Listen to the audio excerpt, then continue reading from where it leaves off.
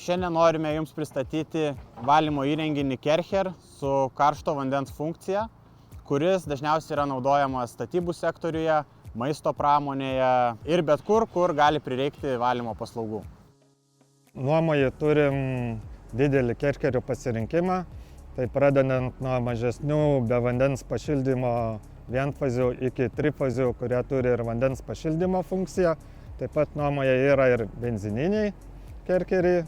Šiuo metu, kurį pristatom, Kercheris yra vienfazis. Jis turi vandens pašildymo funkciją, kur vanduo pašildomas dizelio pagalba. Darbinis slėgis jo iki 150 barų. Vandenį gali sušildyti iki 80 laipsnių. Tai karštis yra labai svarbus valymo procese. Naudojant karštą vandenį sutrumpėja darbo laikas. Galima mažiau naudoti cheminių produktų arba jų visai atsisakyti. Plaunant karštų vandeniu trumpėja džiūvimo laikas.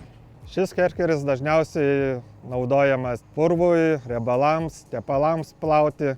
Šiuo metu, kaip matome, plauti sniegą nuo konstrukcijų. Daugiau informacijos galite rasti pas mus internetinėme puslapyje įrankis.lt. Kviečiame užsukti.